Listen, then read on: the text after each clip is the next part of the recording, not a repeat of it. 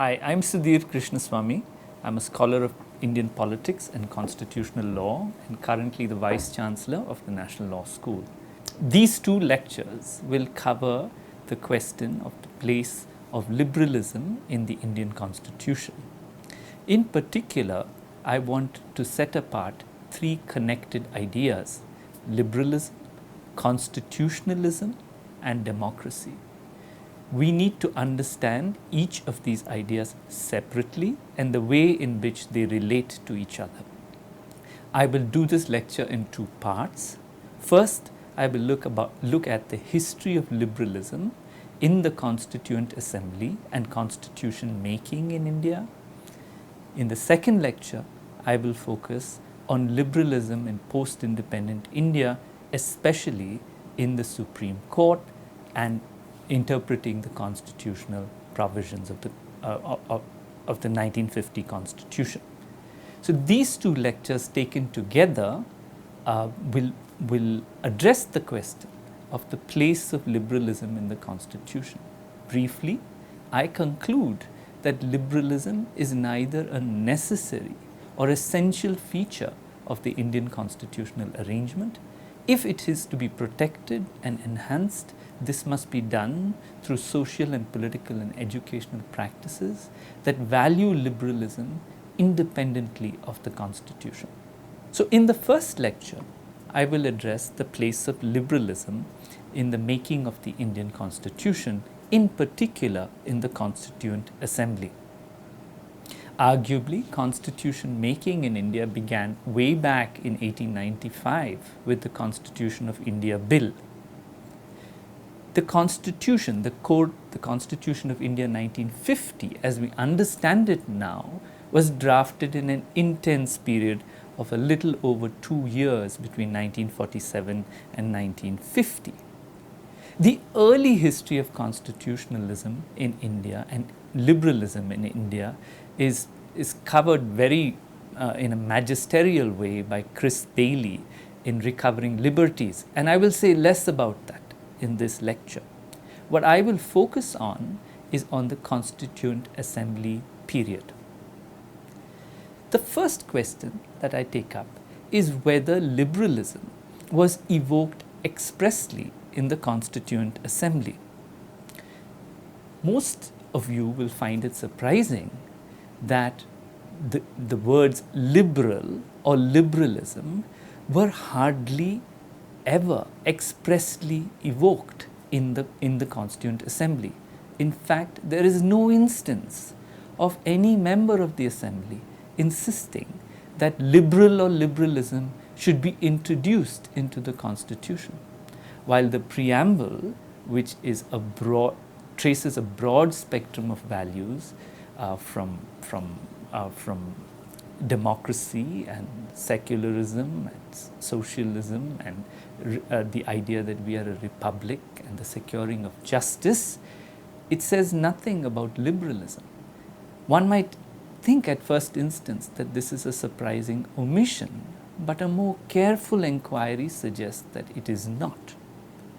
If we go further and look to see whether even if liberalism or liberal was not sought to be introduced into the constitutional text, was it at least evoked in support of a constitutional provision? Here, once again, we find a surprising result. There appear to be two instances where a particular constitutional provision was expressly defended as a liberal necessity.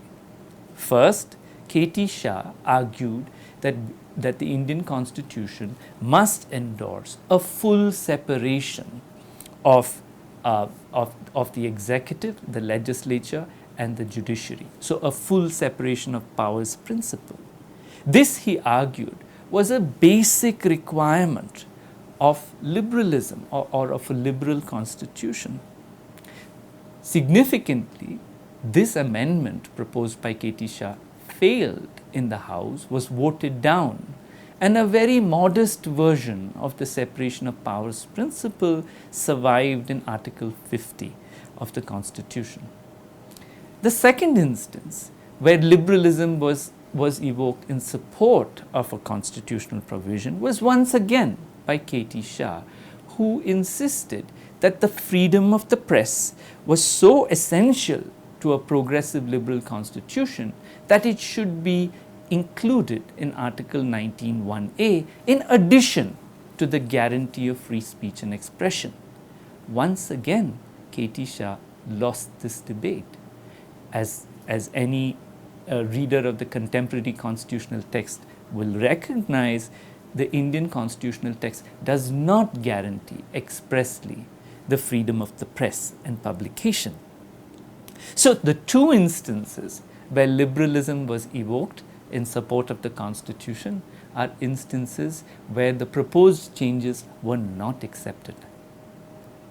The third significant instance where liberalism is evoked is it is evoked in a negative sense. N.G. Ranga, a significant member of the assembly, points out that the Indian constitution makers did very well to not create a too strongly liberal constitution. He pointed out that liberalism was the problem of the Weimar Constitution that was held hostage initially, he argues, by the communists and then by the Third Reich fascist regime. So he commended Indian constitution makers for not making the Indian constitution too liberal and thus avoiding possibly the future spectre of a Weimar Republic type collapse in the Indian Republic. So notice here that liberalism figures in Indian constitution, figures in a marginal sense in the Indian constitution making exercise. But even so, in the two examples with K.T. Shah, the liberal principles espoused failed to make it to the final constitution. And in the third instance with N.G. Ranga, the liberal principle is hedged and qualified in the Indian constitution. And that is what is commended, self-recognized, that the Indian constitution is not too liberal. So how do we understand this? Did Indian constitution makers not have any truck with liberalism? Is that the conclusion we might reach? I'm going to suggest that the conclusion might be a little more complicated. First, we must recognize that, as various other authors, historians have pointed out rightly, that liberal practices were encoded into the Indian freedom movement. These practices were encoded into the practice of the Congress party, as well as into the format of debate and presentation in the Constituent Assembly. Members were allocated were given the right to speak. They were allowed to challenge each other. They were allowed to engage in a battle for ideas, all of which can be seen as imagining a liberal epistemology. Moreover, these debates were conducted in an express parliamentary debating form, which draws on the English Westminster style, which was avowedly a liberal understanding of democratic politics. So maybe we should understand the place of liberalism in the constitution making exercise as one that is best exemplified by political practice, not so much by the express debates or the text of the Constitution. There is a second way in which we can explore the place of liberalism in the constitution making exercise, which is to say that somehow liberalism was seen as a constitutional prior, an assumption around which constitutional institutions were chosen. So, in other words, we could argue that, look, there is no way that the Indian constitution makers would have chosen the devices of fundamental rights, maybe directive principles, certainly a judicial review, if they didn't have in mind a liberal constitution. So let me turn to this structural argument of the Indian constitution in a little more detail. What I think we must explore here is whether a constitution can choose certain structural features for a range of motivations which may not be only liberal ones. For example, why would a constitution choose judicial review? Judicial review is essentially, and the Indian constitution, let's be clear about this, embraces a strong model of judicial review where courts can strike down both legislative and executive action. They strike it down, not just tolerate it, but they can actively strike it down.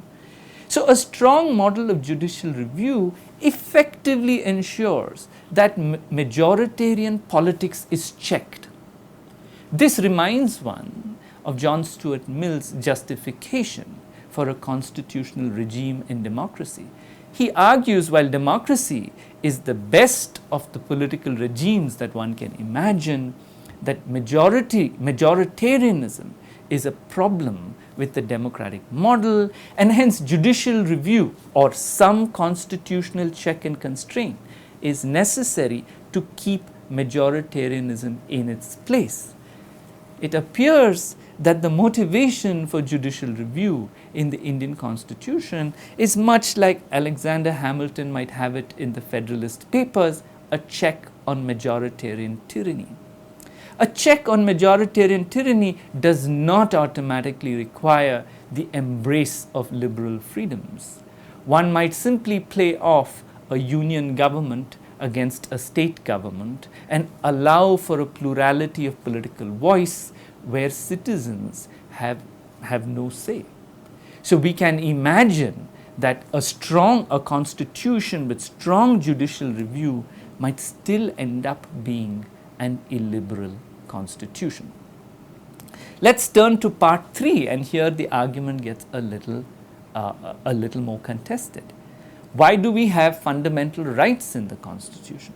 Clearly, the embrace of individual rights and group rights guaranteed sometimes to citizens and sometimes to other persons must mean that the Constitution embraces a liberal model.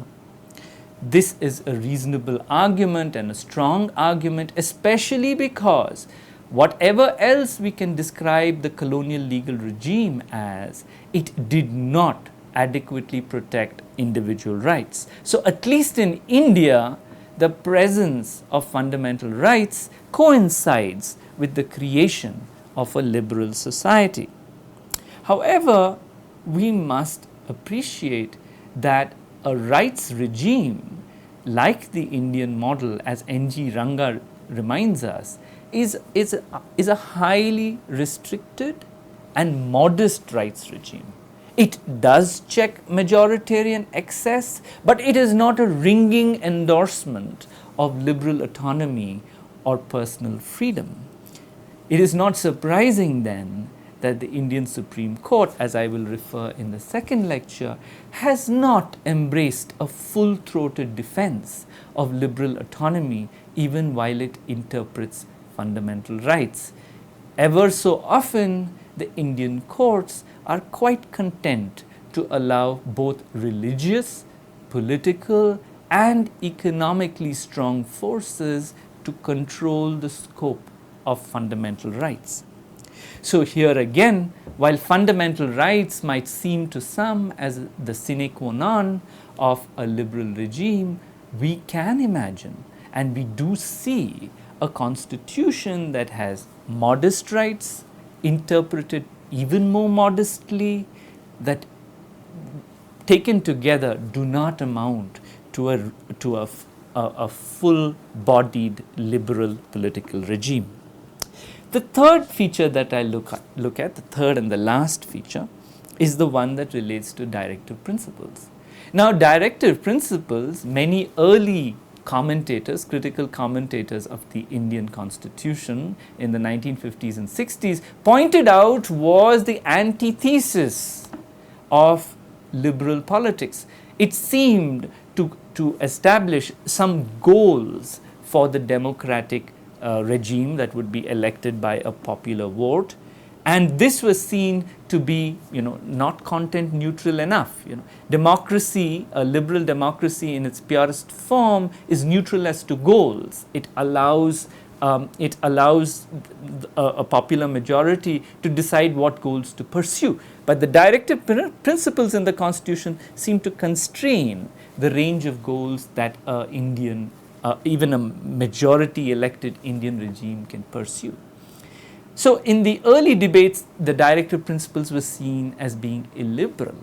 But I think a closer look, and we must do this at the turn of the century, a closer look at the motivations for directive principles suggests that they resemble more the liberal essentials, that is, those features of social and political and economic existence that are essential for individuals to express and enact their liberal freedoms.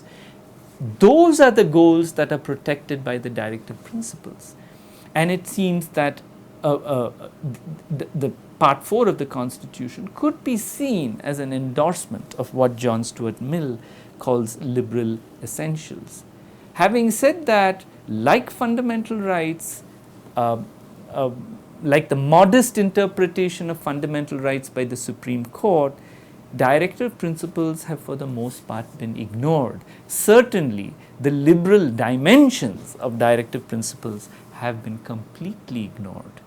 And in that case, it seems rather too strong to argue that these three features, judicial review, fundamental rights, and directive principles, make the Indian Constitution irretrievably liberal. It suggests then, so where am I going with this argument? What I'm trying to suggest is that whether one looks at the history of the Constituent Assembly debates, and we notice that liberal and liberalism finds scant mention, or we look at the features of the Indian Constitution, the structural features of the Indian Constitution that we take to be liberal, we find that those structural features may be seen to be essential to constitutionalism, but not essential to liberalism. Let me explain for a moment the distinction that I'm trying to make between the three concepts, one between democracy, constitutionalism, and liberalism. So democracy in its simplest form means that every person has the right to choose the person who rules them, that regimes must be constituted by popular mandate, maybe a one person, one vote model, at the end of which we understand where legitimate political authority lies or resides. Constitutionalism imposes limits on majority political authority by placing some constraints. These constraints are mostly institutional constraints, like the separation of powers that we have discussed earlier, or the rights of citizens. Constitutionalism, that is the presence of a constitutional republic, that is limited majority power, is not concomitant with the presence of liberalism. In other words, we can have an illiberal constitution, and this kind of conversation is particularly important at the start of the 21st century, where we have seen the extolling of illiberal constitutionalism as some sort of pathway to rapid development and both economic and political, and that this was somehow a pathway that we should have embraced in the 1950s. China is sometimes trotted out as a model, but though China is not democratic, but closer home, maybe Singapore is seen as a model of an illiberal constitutional regime that has undoubtedly delivered material progress to its community. So where does that leave India? So it is clear, as I've tried to suggest, that liberalism is neither encoded nor necessary in the Indian constitutional structure. Then where does liberalism lie? Is India a liberal society? And I'm going to suggest that India is liberal in the way that England was liberal even before it embraced strong constitutional constraints or a human rights act in the late 1990s. Liberalism may be sustained in a society by culture, by the structures of society, by political practices, irrespective of the particular constitutional arrangements in that society. So I am going to conclude this lecture with the suggestion that when we look for liberalism in the history of Indian constitution making, we must look for it in politics and society rather than the